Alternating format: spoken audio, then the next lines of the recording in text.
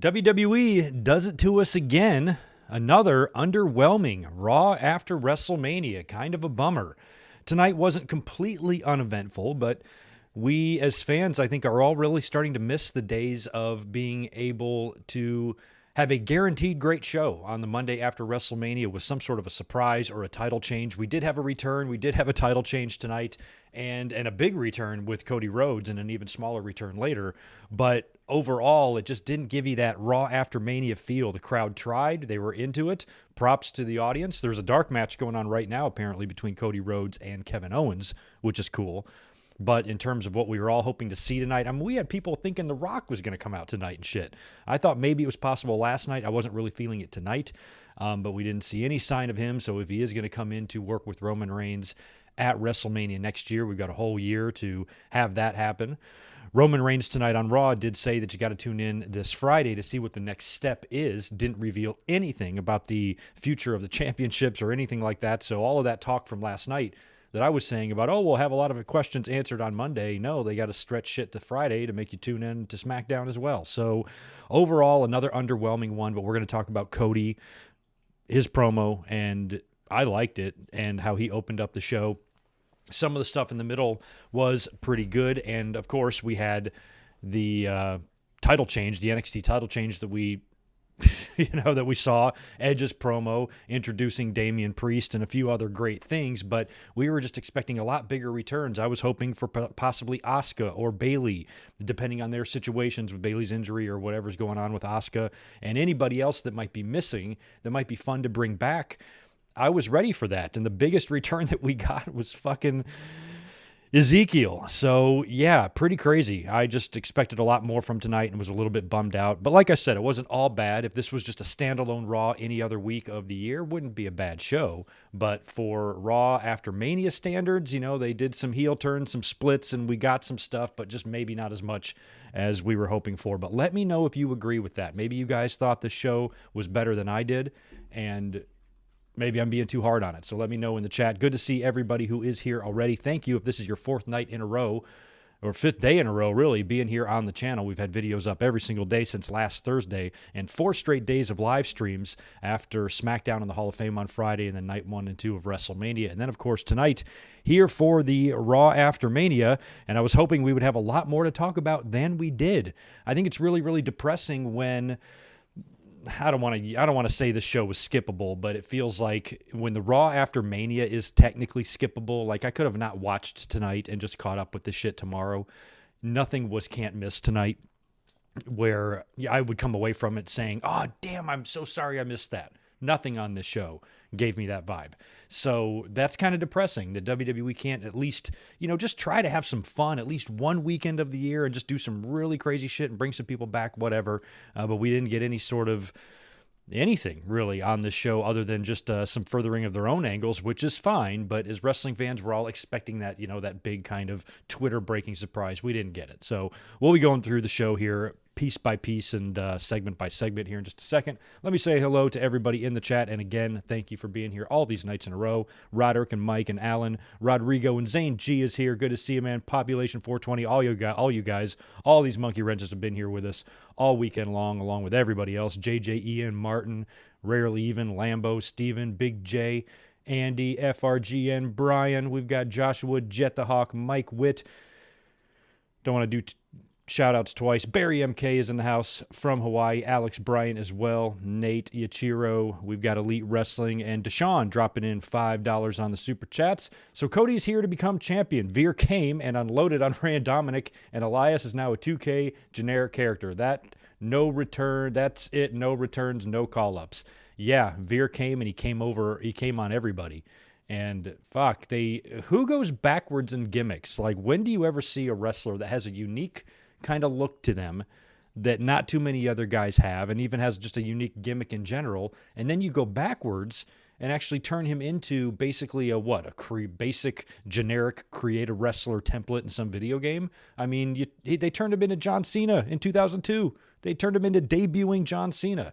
And what's with the belt on the short trunks? Isn't that weird looking to you? It's weird looking to me. So, yeah, we're going to talk about all that individually as we go through here, Deshaun, but good to see you again, and thank you for that. Excuse me. Chris B, thank you for 5 as well. Just got out of the arena. What a fun weekend. It was a fun weekend, all things considered, even though I think tonight was a little bit underwhelming.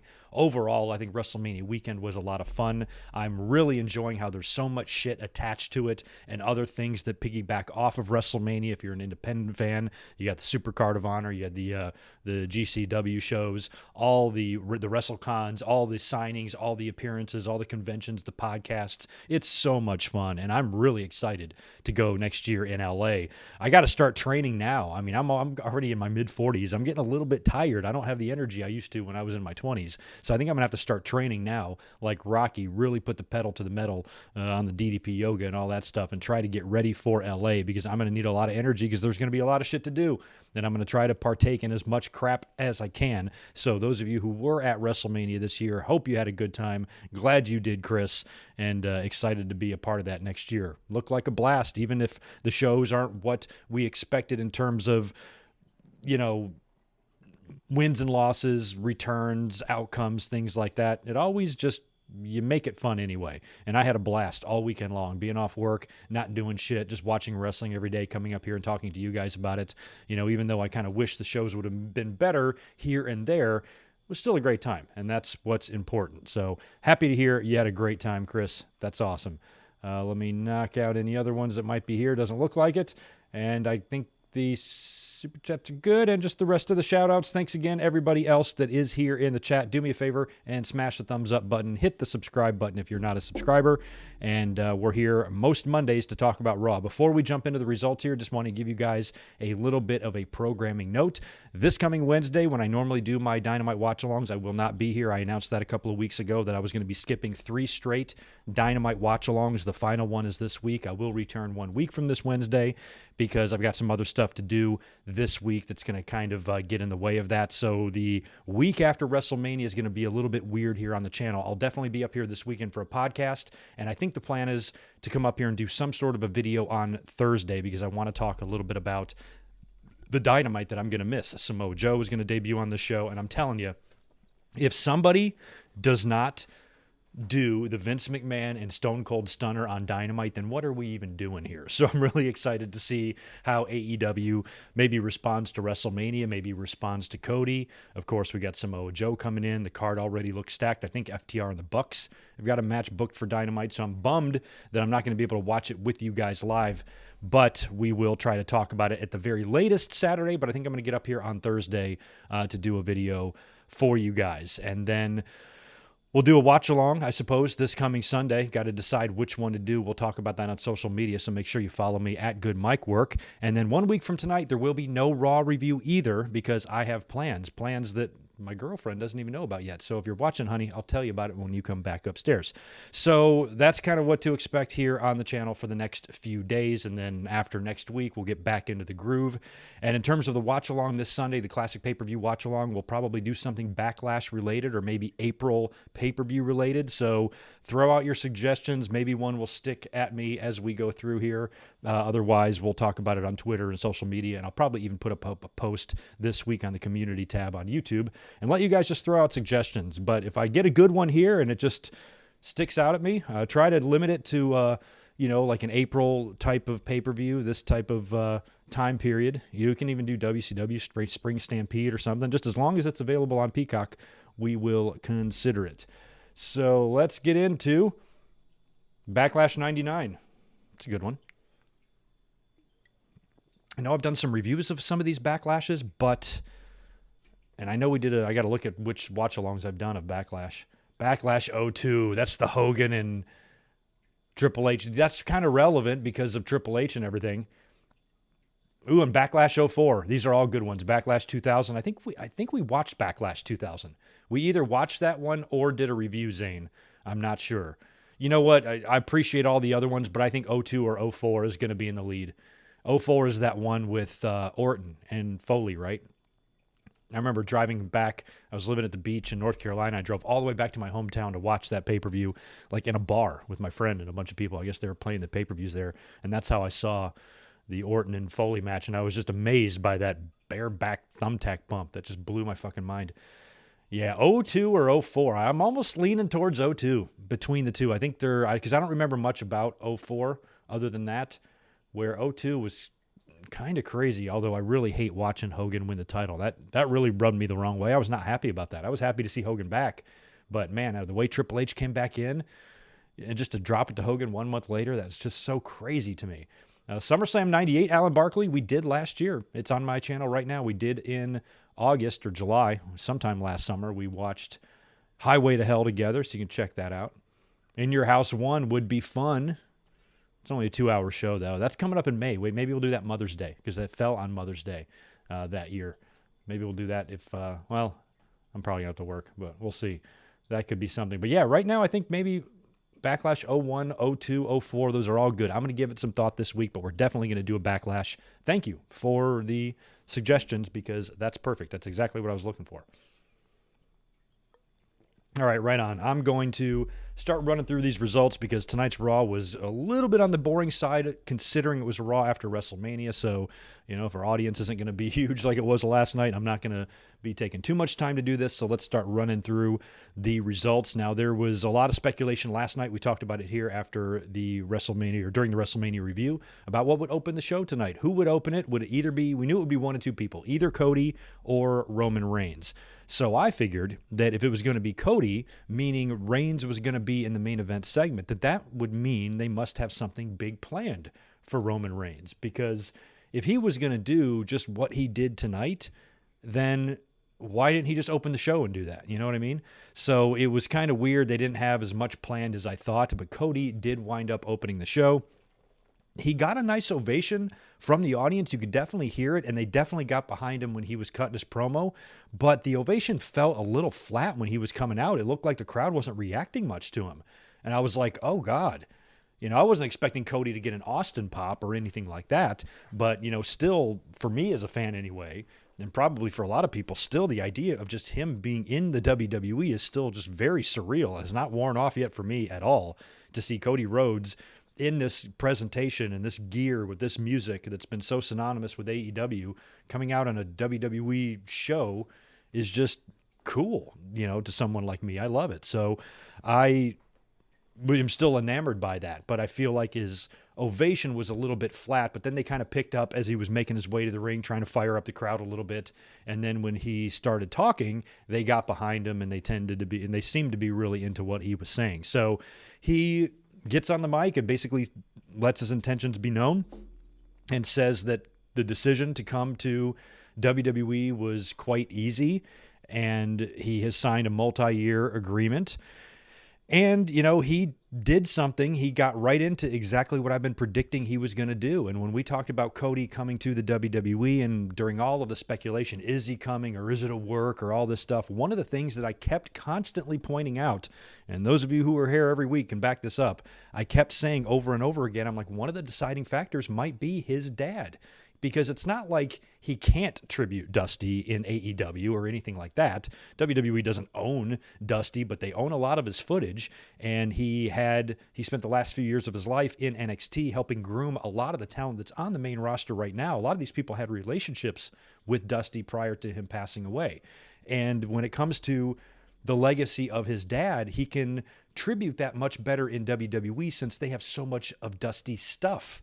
Like his footage and his belongings and his history. So much of that is in WWE now because of their ownership of so many of the other tape libraries that Dusty competed in. Now, AEW can get their hands on some Dusty footage, no problem. But in terms of what WWE can do, in terms of Dusty tributing, I wouldn't be surprised at all if that factored in to Cody's decision. And sure enough, here in his promo, he immediately brings up his father, and they put a picture up on the Tron that was taken 20 days after I was born in 1977 of Dusty holding up the WWE title that he never won. And this was during one of the matches he had against Superstar Billy Graham. I think he won that match by countout. And of course, he was celebrating with the title, and they would run it back, and Superstar would wind up retaining the title. But they did 3 matches.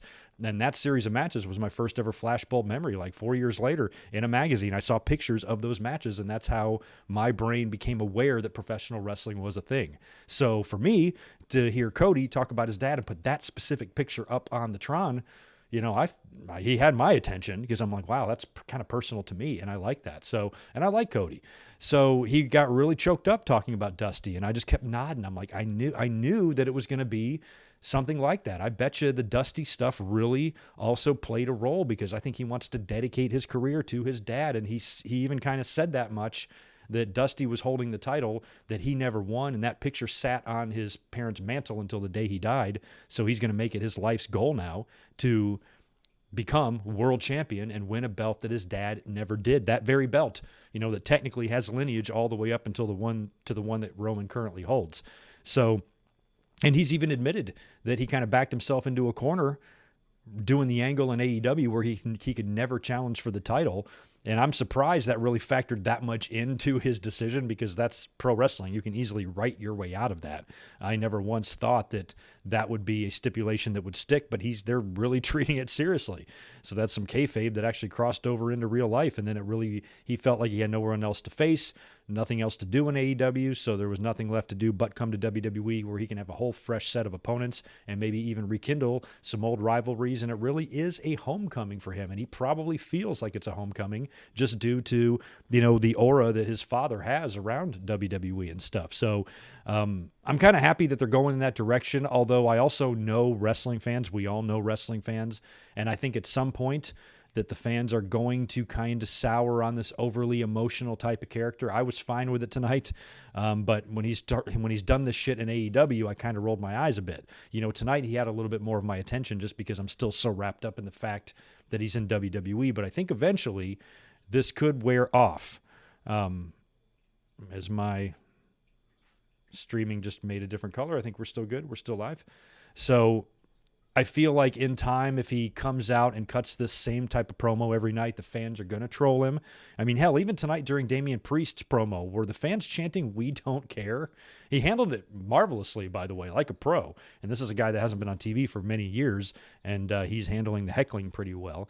But at some point, I'm wondering, if the fans are going to really start getting on Cody, because he's in the WWE. You got to think about, this is a completely different type of fan base here. And when you think about what this audience has done when they don't like Roman Reigns or John Cena, Cody's going to have to think about that. If he wants to be this crying babyface every night, eventually the fans are going to start shitting on him and start treating him like John Cena or Roman Reigns, to where he's going to have no choice but to either turn heel or just go on to ignore all of these boos, and then he's going to turn into John Cena, and the fans are going to hate him even more, and it's just going to be Cody hate everywhere you look. I don't want to see that for him.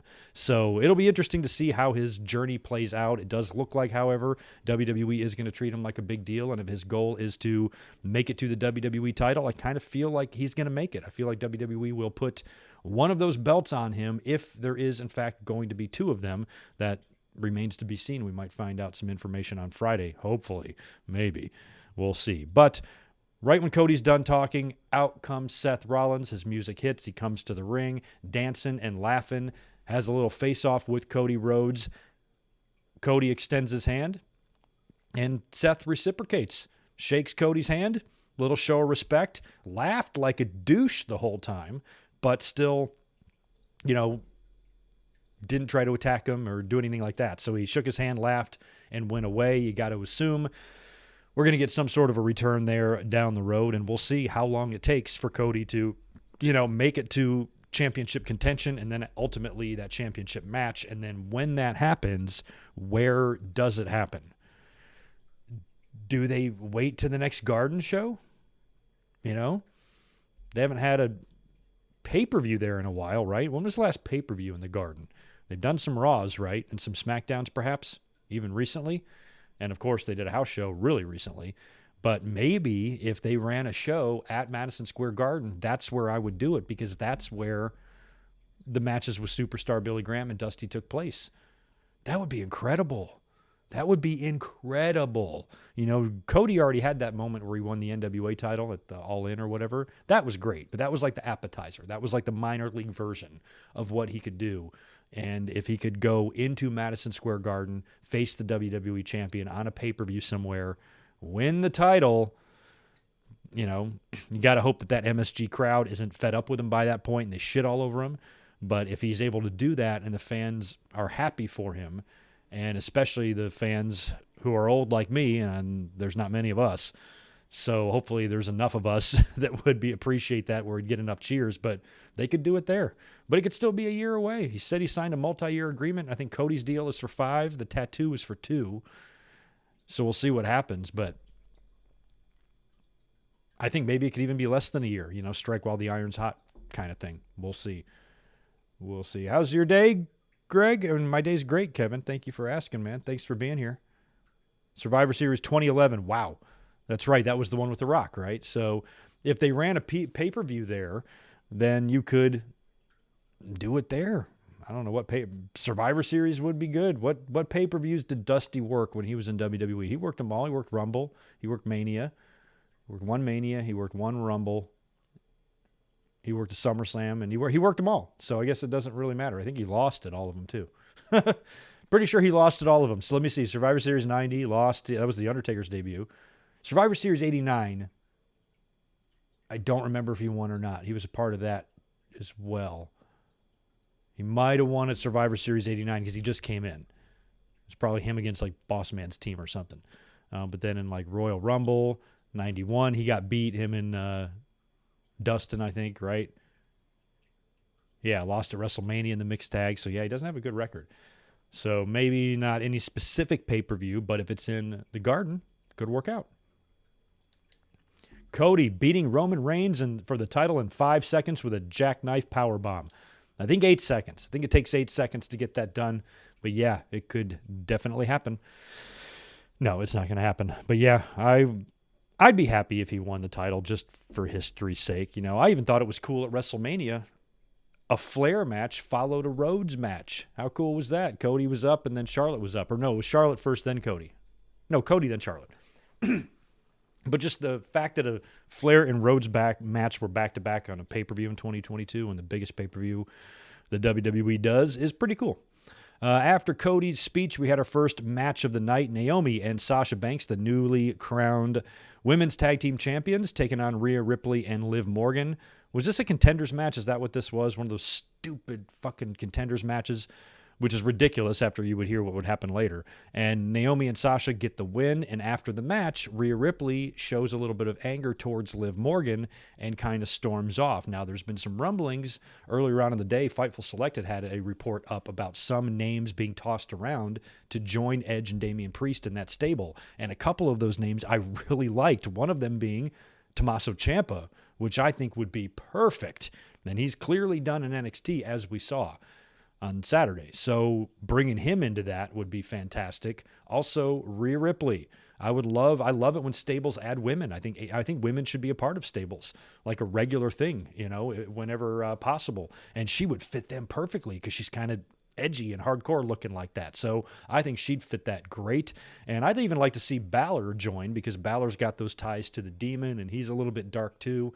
And he'd be perfect. So if they formed some sort of group, I don't know what they would call it. Would be kind of cool to, we got Jericho with a goofy group on AEW, and then Edge is, got this, this modern ministry deal doing or whatever he's doing. So I like it. So I'm hoping that Rhea storming off here was the beginning of her transitioning away from Liv Morgan and possibly joining this group. Now later on, they did a backstage spot where Liv approached Rhea and Rhea's like all apologetic now and even tells Liv Morgan that she talked to Sonya and Adam and she was able to get them a title match next week. And Liv was even like, well, that makes up for earlier and thanks for forgiving me. And then they hug and they walk off. I'm like, what the fuck? So that was a championship contenders match that they lost. And then Rhea just goes and talks to the Authority and gets a title match. How does that work? But it feels like they're just setting up one more time for them to lose next week, and then Rhea finally snaps, turns on Liv Morgan, and hopefully joins Edge's group. Now, I saw a few people saying on Twitter that disappointed them a little bit because they just put Rhea Ripley and Liv Morgan together. I agree, But I also don't trust WWE at all when it comes to the women's division, the women's tag team division, or the women's division in general. So even if they put two women together and they start to get over, they're going to fuck it up. They're not going to follow through with anything. They have no plan for these two. Rhea and Ripley and Liv Morgan look great together. I think they kind of match. You continue to give them tag team matches. I'd be perfectly fine with them winning tag team gold and being a team and having a run. I just don't trust WWE to do that. Ever since the tag team titles were created, they've been an absolute fucking joke. They were okay maybe when Bayley and Sasha had them for a little bit when they were that heel duo and they had all the titles there. I kind of enjoyed it, but overall, they're an afterthought in the company. WWE doesn't, it's just a notch, just a hair above the 24/7 titles. So I don't really care who has the titles, who wins them. And I just don't like the tag team division in general in WWE. I'm not against them having a tag team division. I think they should have one. I just think they suck at booking it. So I don't care if they break these two up. Rhea Ripley is more of a main event player to me anyway and shouldn't be messing around with this shit at all. So if she joins Edge's group, that just, she's going to be a singles, you would think. I mean, shit, I guess Liv could go with her, but I think Rhea should beat down Liv, join Edge's group, and then just become almost just like a scary monster heel. I think that would be great for her, and it would give her some association and a rub from Edge and everybody else in the group that might make her a more serious player, because I don't know why she ever fell down any. When she came in from NXT, to me, she was the next big thing in WWE, and they almost immediately yanked the rug out from underneath all of us. So hopefully that little tease there is Ripley going on to bigger and better things, and maybe I'm in the minority of being happy that she's breaking away with Liv. It's nothing against Liv, nothing against the duo. It has everything to do with WWE, their creative, and their inability to have any sort of a fucking plan at all. I think Rhea is safer with Edge than she is in the women's tag team division. After that, Kevin Owens comes out. As a matter of fact, Kevin Owens was coming out as Rhea Ripley was leaving the ring, mad at Liv Morgan. He comes out. I think we go to commercial. We come back, and he's on the mic, and he's angrily proclaiming that he's the greatest of all time, and Austin's win at WrestleMania was a complete fluke because he wasn't 100% due to his back or whatever, and just goes on to basically say that the win should be stricken from the record books or whatnot, or have an asterisk by it anyway. And then we get some music playing, and the name on the Tron says Ezekiel, and you kind of got a wide shot of the stage, and you see this wrestler coming through, and I'm automatically thinking it's a local enhancement talent that Kevin Owens is bringing out to toy with and stun and pin to prove that he's the greatest ever. But as this guy's coming to the ring, he looks awfully familiar. I'm like, man, I recognize him from somewhere. I just can't put my finger on it. Then he gets on the mic, and Kevin Owens goes, Elias, is that you? I'm like, oh, yeah, it does look like Elias. But then he goes, no, I'm not Elias. And the crowd starts chanting, yes, you are, which I did think was funny. But the crowd was wrong. He's not. He informed everybody that he's Ezekiel, Elias's brother. And Elias is gone. And that bums me out. I was really hoping that Elias would come back. Now we have to deal with his brother, who looks very generic. He looks, like I said, he looks like John Cena in 2002. So I think Ezekiel needs some work. He should try to, mimic the look that his brother had, because his brother was awesome. And hopefully if Elias comes back, these two can team up. And maybe Elias can give him, some fashion tips or something like that to make him look a little cooler, because his brother looks ridiculous. So he's there now. I don't know how he got a fucking job, but he's going to be on the roster now. And Owens doesn't believe it. The fans didn't believe it. Everybody on Twitter is like, oh my God, that's Elias. I'm like, no, it isn't. And then just about an hour later or so, I was proven right when Ezekiel from Elias's Twitter account says, Elias is gone. I am now running this Twitter account. And to me, that's all the proof I need. There's your proof right there. It's not a work. Ezekiel is Elias's real life brother, because Twitter just wouldn't give Elias's account to anyone. You got to be family, when somebody goes away. So they gave it to his brother. Makes perfect sense to me. I don't know why you guys can't figure this out. So Ezekiel is here. I think so far he needs some work. He's quite generic. And I don't even recall if him and Owens even came to blows here. So we'll see how Ezekiel progresses. Hopefully he just won't get pushed because he's Elias's brother. Same way Nia Jax got pushed because she's The Rock's cousin. Hopefully WWE will make this guy prove himself and not give him any free rides, just over nepotism or whatnot. So we'll see how he progresses, but I'll reserve judgment on him until we see him in the ring, hear him on the mic, see what he can do, and see if he has even half of the charisma of his brother, because Elias was great. So wherever you are, Elias, I wish you the best and hope you come back soon. After that, we had Dominic taking on The Miz. I kind of thought WWE would do some 50-50 booking here, but they did not. Miz just beat him, squashed his ass in seconds. Dominic was done, skull-crushing finale. That is it. I thought we might see Logan Paul come out because I feel like we're going to get The Miz versus Logan Paul at the next pay-per-view or something. But after The Miz wins, Mysterio comes in the ring. There's some more scuffling and brawling going on. And then out comes Veer. Finally, Veer was not listed on the internal rundown sheet for the matches on Raw tonight. So WWE's been advertising him for this Raw. Everybody's been thinking we're finally going to see him now after 10 years of vignettes. And then he doesn't show up, but he comes out. He annihilates everybody. Veer comes all over the Mysterios and wipes him out. And he looked impressive, but we've seen him before. We've seen this guy wrestle before, so it's not like this is our first look at Veer. It's just our first look at him since WWE started telling us that he was coming. So this poor guy's been waiting so long to come that they passed out goggles to the front 4 rows. My God, but Veer is here now. We'll see what he gets into now that he's on the main roster permanently. Bianca Belair was out next. Poor girl got quite the shiner at WrestleMania. I didn't even catch that on night 1 because it just looked like her eyelash was falling off when she was celebrating. I didn't know she got whacked real hard in the eye, and I noticed it later on social media. She tweeted out a selfie of her eye completely closed up. I'm not sure which eye it was, actually. I think it was her left eye. Yeah, it was. And I was like, oh, God. So she came out tonight. She was wearing sunglasses, took them off to reveal quite the shiner. And it was basically just a victory speech. That was it. I kind of thought that somebody had to come out, especially when they kind of made it known that Becky wasn't going to be there. She was going to be off licking her wounds. I thought maybe we could get a Bayley, we could get an Asuka, but, like I said, I wasn't privy to their particular situations. Haven't even updated or educated myself on Bayley's progress on her rehab or anything. I was just hoping that if they're healthy and if they're ready, show up on Raw after Mania. That would be a cool place to do it. We didn't get it. We just got a victory speech, and honestly, this is one disappointment I can live with because just watching Bianca have her moment is pretty cool. And she talked about her journey from SummerSlam to get to this point. I was happy for her. I think she is a star. Only WWE can fuck her up, because she's got everything you want. She's got the athleticism. She's got the ability. She's got the look. She can talk. She's got the it. She's got the X factor. It's all there. So only WWE can ruin her. So let's keep our fingers crossed that they don't.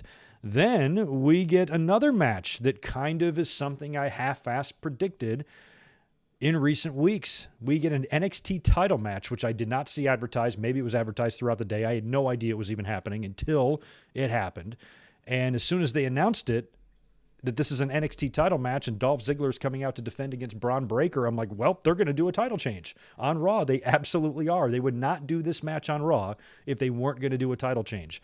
A lot of people were really surprised that Braun Breaker failed to win the title at Stand and Deliver. Everybody just assumed he was going to, and then he didn't. So now they're going to have this match on Raw instead. And I had been saying ever since NXT had gone to the splashy paint and the black and gold days are dead, I'm like, all of those old ways, traditional ways, more or less, of bringing up talent is going to be gone. I think WWE is going to start treating NXT just like another brand that they can play with whenever they want, meaning they can take anybody out of there and bring them to the main roster, and I think they're going to do that a lot more frequently now. They kind of did that a few years ago when they randomly bring up Ciampa and Gargano for a night or whatever it was, and they didn't really stick around long, and they brought some guys up here or there for Survivor Series and whatnot, but I think it's going to be a much more routine thing now, to where WWE is going to always have their eye on NXT. And as soon as they feel like somebody's ready, they're just going to bring them up and use them. They're not really worried about anything else. And they can even use the WWE stage like Raw tonight that had a huge crowded, packed house to get Braun Breaker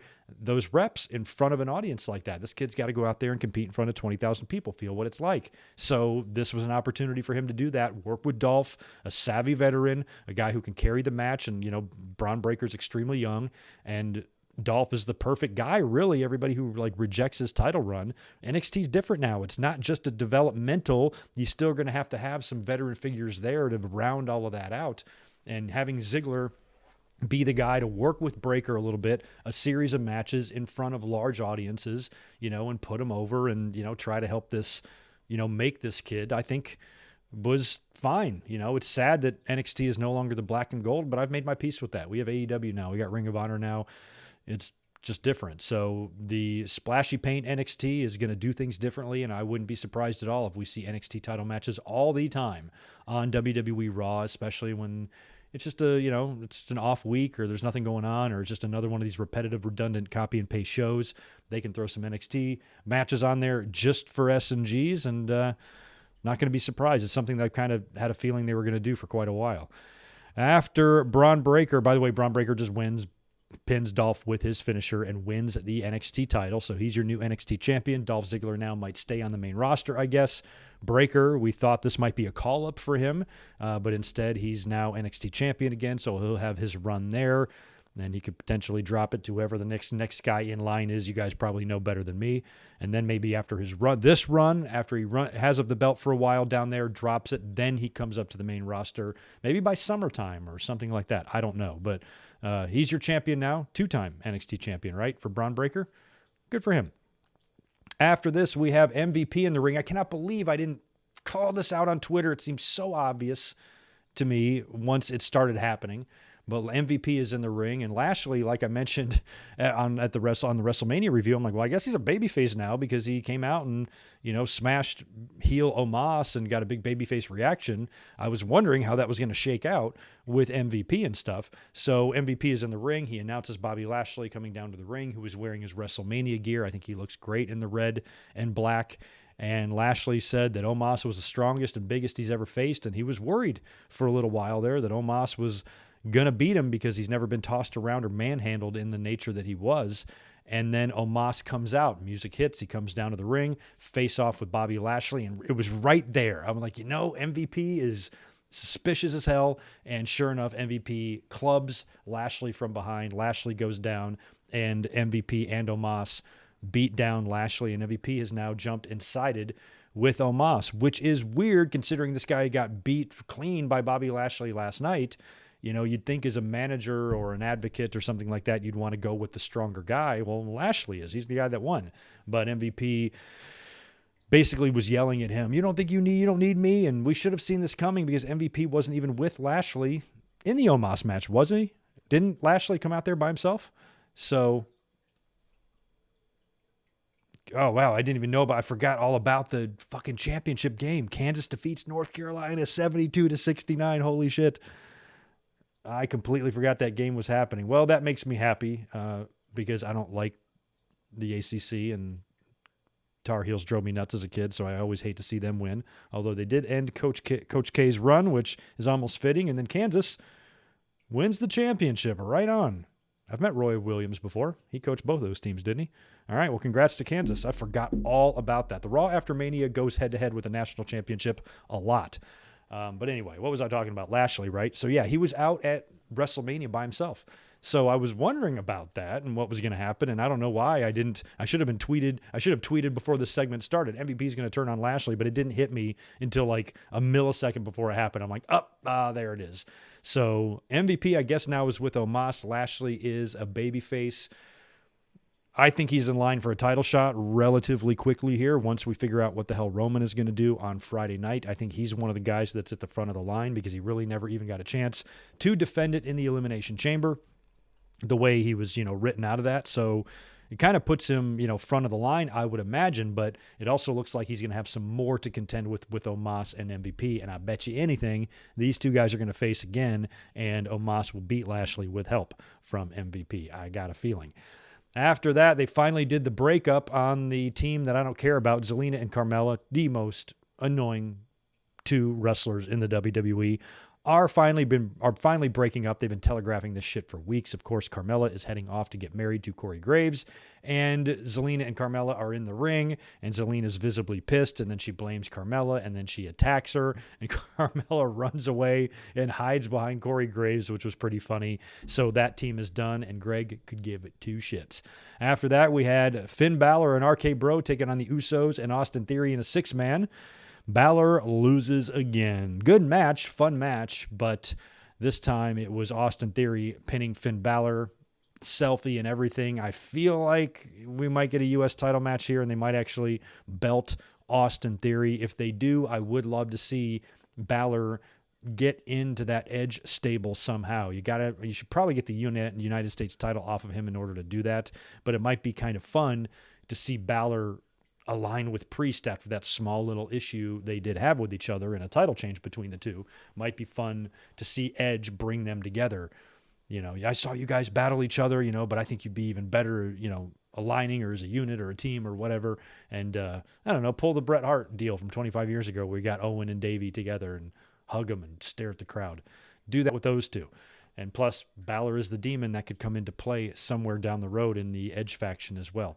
And speaking of the Edge faction, Edge is up next, promo, to speak about his victory over AJ Styles last night. He says that he didn't know Damian Priest was going to be there, but when he showed up, it made perfect sense because they've already kind of had a little bit of a history, and Edge has endorsed him in the past. And then Edge introduces Damian Priest.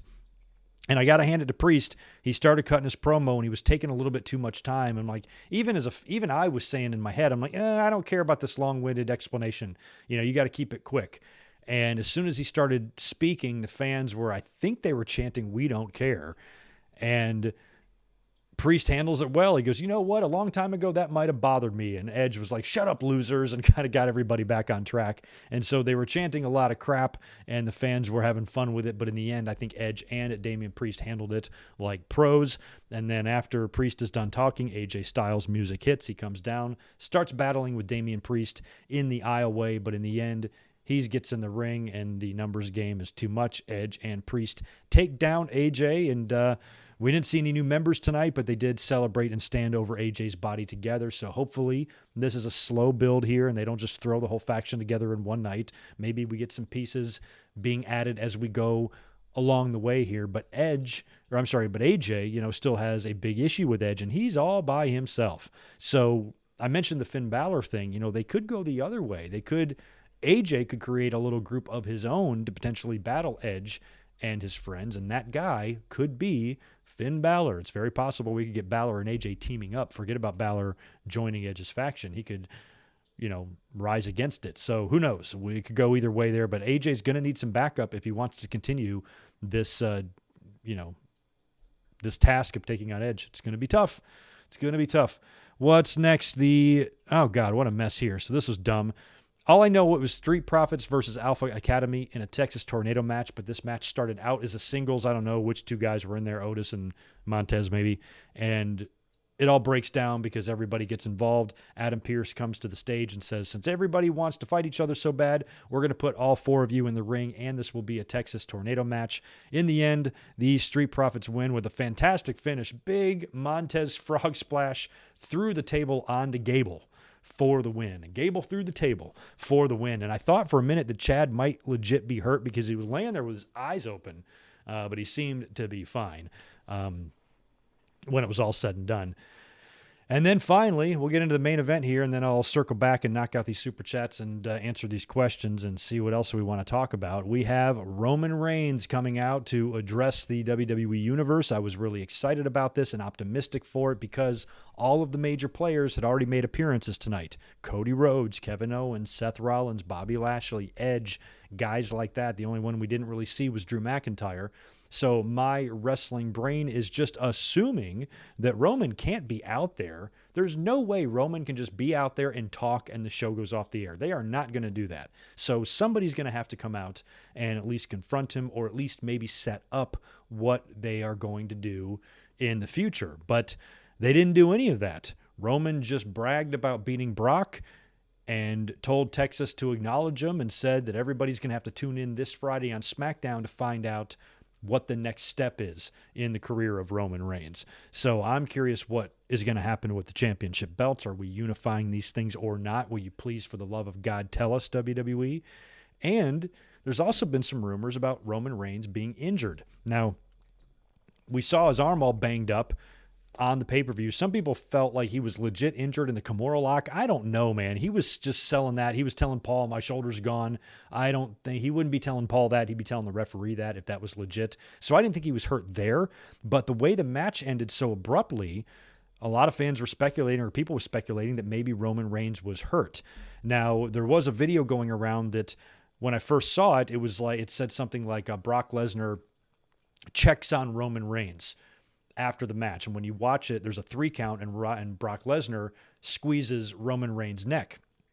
Now, that's usually the way that somebody who's injured will tell the other person that they're okay. So I didn't really think that was Brock checking on Roman. I think that was Brock thanking Roman is what it was, because it was after the 3 count. Because if he wanted to know if Roman was okay, he would just say, you okay? And Roman would be like, no. So I don't think the squeeze of the neck was him checking on him. I think the squeeze of the neck was thank you for the business. So that's the way it looked to me anyway. And Roman at first kind of looked like he struggled to get the titles up, but then in the end, he got all the camera shots. He had the belts up high tonight on Monday Night Raw as well, and didn't really reveal much. So it's possible that maybe Roman Reigns did get a little bit of an injury here, but it's not bad enough that requires surgery or requires him to drop the belt or anything like that. It just requires him to not wrestle for a few weeks. So maybe they got to go slow with whatever the hell they're going to do with him next. But he claims he's going to reveal the next step on SmackDown. So I'm still wondering if we are going to get some new belt presentation, if this is a unification. Are we getting one belt or not? Isn't it crazy and sad that we really just don't know? And I've maintained my skepticism on this from the start. I personally don't believe this is a real unification, which makes me even more angry that WWE calls it one when it's clearly not going to be one. But if they do unify these things and they present Roman Reigns with some belt on Friday, that's going to really make me wonder about the future of the women's title, because that's going to have to trickle down. I don't understand why the women's division that's smaller than the men's would have 2 titles and the men's would have 1. That's weird, but I don't know. We'll see. I think they might even separate the titles back out. I'm hoping they're not going to rename them or anything, because tonight Roman Reigns was introduced as the undisputed Universal Champion. Vince McMahon at WrestleMania, I think it was when he was in the ring introducing Austin Theory, he said, this man will be a future Universal Champion. And I thought that was odd. I'm like, why did he say Universal instead of WWE? But Vince says a lot of things. He mumbles and says just random shit. So I didn't think too much of it. But then when the announcer introduced Roman as the Universal Champion, I'm like, I just like the simple WWE Champion. They've changed it over the years. It was they called it the WWE World Heavyweight title for a while, because in the 90s, WCW and NWA referred to their title as the heavyweight title. WWE didn't really say heavyweight title. It said it on the Winged Eagle. But back in the 90s, if you notice, whenever they announced Brett or Shawn or whoever was holding the belt, Howard the Fink never announced them as the heavyweight champion. The World Wrestling Federation champion. That's what he said. Never world heavyweight champion. So they've changed it a few times throughout the years, but I don't want WWE fucking with the history of that WWE title, unless they take the WWE title and now they just call it the Universal title and they keep the lineage intact.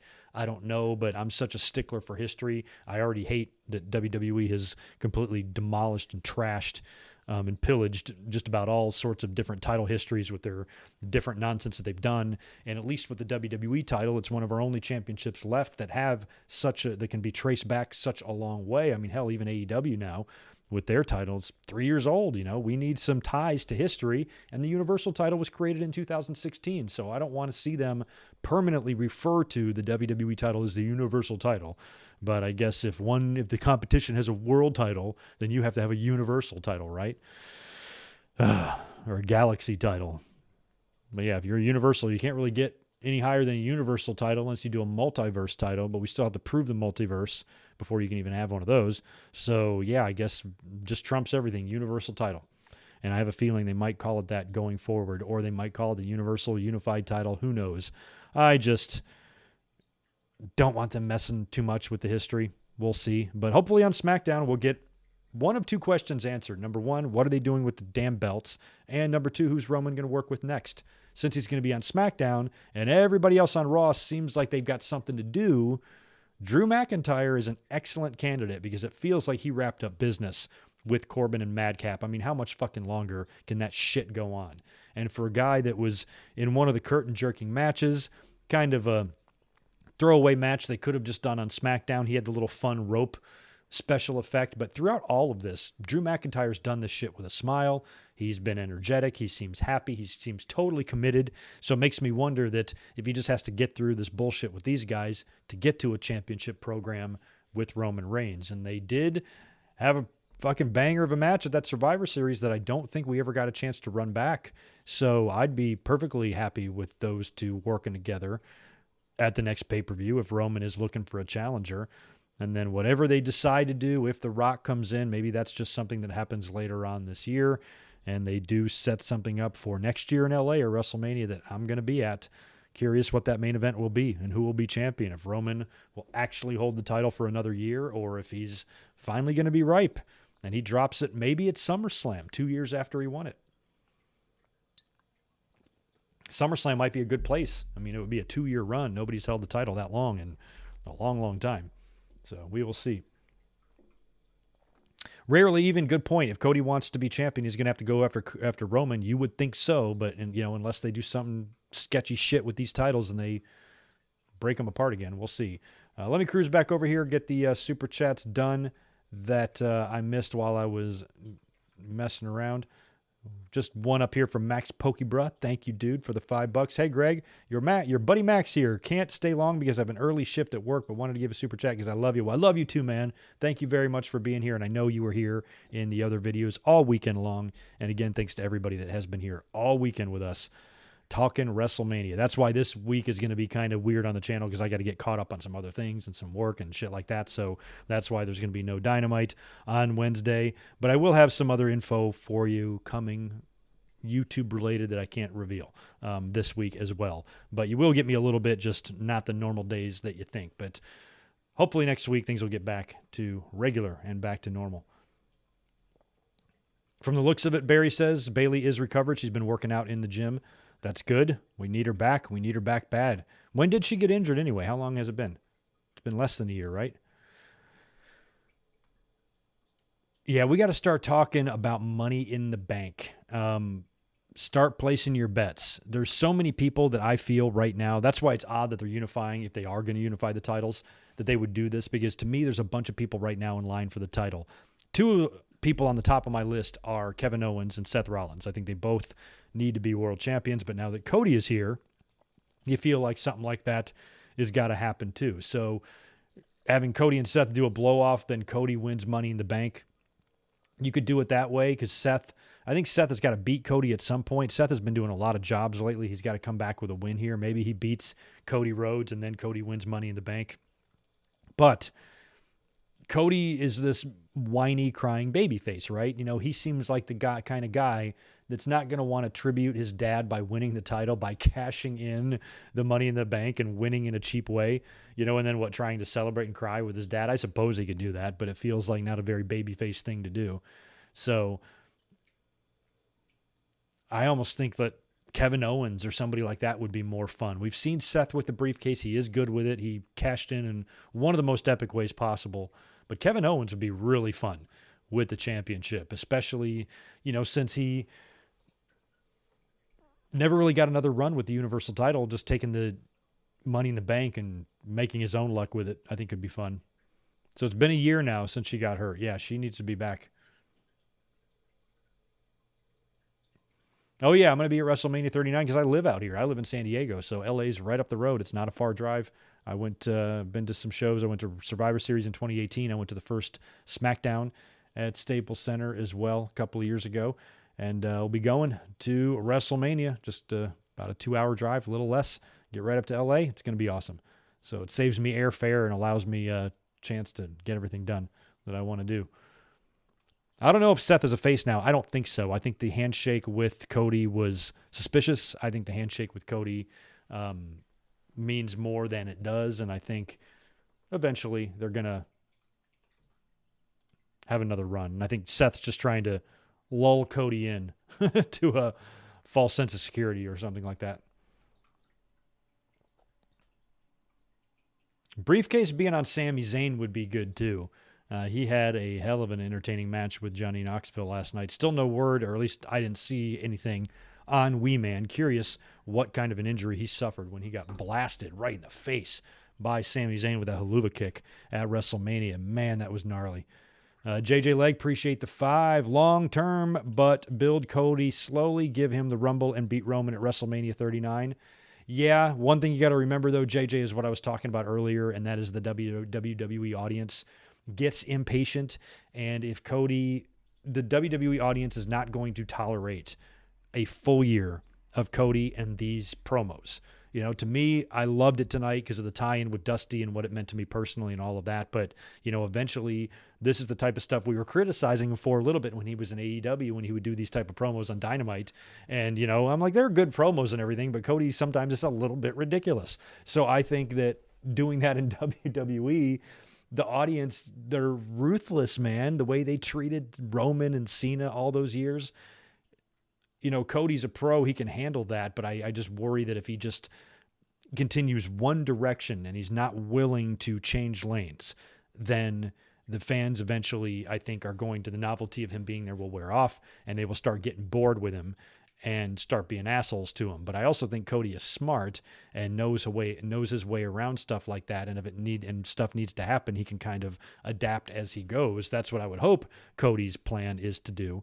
But if he wants to win the title and he wants to do that and have a great babyface moment tribute to his dad, I don't think that's something that you can wait forever to do unless Cody takes breaks in between. And it's not all about his story. You know, he has some wins and losses along the way.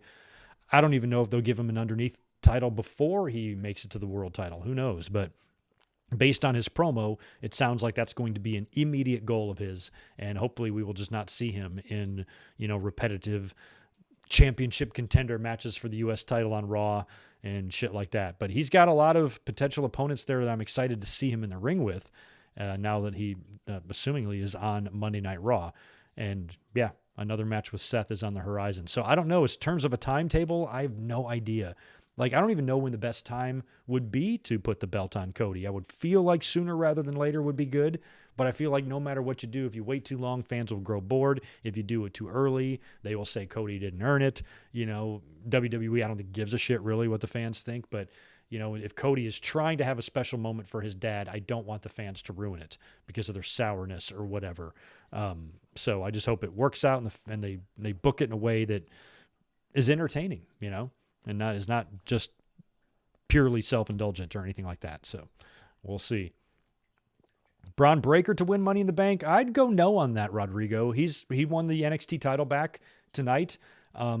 Not that he can't compete on Raw again or appear at a pay-per-view. It clearly looks like NXT talent is available to work anything whenever WWE sees fit. But him winning the Money in the Bank, I don't think he'd be a very fun briefcase holder. And I've always been an advocate for that, of saying that Money in the Bank briefcases are usually better on heels because they can be so entertaining with it. But Breaker is just a guy that I don't want him to have it, really, you know? So I'm going no on that one. Not ready for him yet.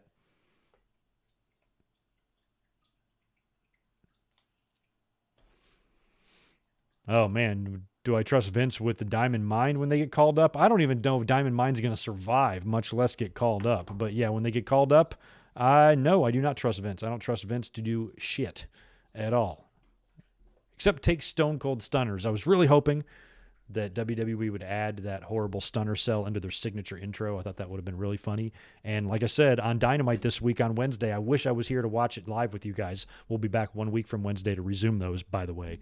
But if I was, I'm going to be looking for somebody to mimic that Stone Cold stunner cell. It would be funny if Jericho did, you know, because Jericho and Vince are still cool and he could probably get away with it and do it. And it's a little wink, like playful fun. You know, the fans, of course, will take it too seriously. You know, but they got to know it's all in good fun. So I think that somebody on Dynamite needs to do that just for fun. Zane G, man, appreciate you being here again. As always, dude, thank you for the $5. Man, I really need to stop paying for your insurance. How about somewhere down for S&G? Rhodes versus Cena. Yeah. Don't know what Cena's up to, filming a movie right now. Whenever he comes back, I don't know if him and Cody will ever cross paths or not. I could definitely see them doing that. WWE's presenting Cody as a big deal, so him working with Cena. Help me out, guys. I'm so bad with history in the last 10 years. Cena and Rhodes, we gotten that at all in WWE? These two guys have one-on-one matches. Can I look it up on YouTube and find it? I have no idea their history. Yeah, Styles, Balor, and Cody could form a mini Bullet Club. That's kind of cool that you got Cody Rhodes and AJ Styles in the company together. They just barely missed each other in 2016, and Balor is there as well. So lots of possible stuff you could do. Possibilities are endless. Austin Theory winning Money in the Bank.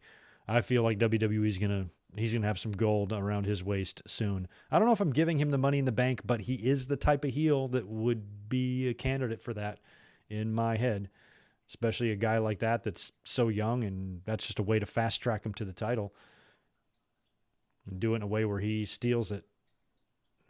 No Life of Brandon, no U.S. title on Mania. Kind of a bummer. That's life, though. They suck. WWE sucks. Anywho, well, I think that's it for tonight. I got no other notes to talk about. Nothing else to really mention. I have not got a chance to really read up on all of the post-WrestleMania notes. I did see that Pat Buck resigned, effective immediately. He's gone. Big, long statement about how he just wants to go back to, doing, his wrestling school and spend more than 2 nights in his own bed. I thought that was great. Thanked everybody in WWE. I think he was even the producer for the Roman Brock match last night, and left today and is gone completely from the company. Good for him, man. Happy for him. Everybody wished him well, and he officially resigned. And there's been a few other tidbits about backstage stuff. Some AEW talent was seen backstage, which is not surprising at all. I think GCW had a box that Stephanie McMahon was a part of. So there was a lot of wrestlers, Janela and all sorts of independent wrestlers were there. AEW talent was backstage. I wouldn't be surprised if a lot of that had to do with maybe Aleister Black or something. Was Zelina there, or spouses, boyfriends, girlfriends, or maybe just people that kind of have that type of stroke. I mean, back in the day, I remember when Kevin Nash was working for TNA or whatever. He was at WrestleMania one year in Vince's personal box just hanging out. It's not uncommon to see guys stop by. There are, there's rules backstage that the fans, it's not our fucking concern. So when people hear that, some fans are like, oh, I can't believe, I hope Tony Khan knows they went there. I'm like, there's certain things, there's backstage etiquette you don't even fucking know about. Doesn't concern you. Don't worry about it. I think it's cool that everybody can kind of come together. And I thought it was cool that a lot of AEW people were showing love to Cody Rhodes. Now it's going to be really interesting to see the little shots taken, because even though a lot of people showed love to Cody Rhodes, it's not all peachy over there. There's some people that are still very surprised, confused, maybe even a little betrayed or hurt by his departure. And you might see that shine out a little bit subtly. I don't think they're going to go out of their way to trash him or anything like that, but you might hear a subtle line dropped in commentary. The Young Bucks are going to bio the fuck out of everything all week long to let their feelings be known on their Twitter bio. So there might be some things here or there. But overall, I think WrestleMania weekend should be a celebration of wrestling coming together.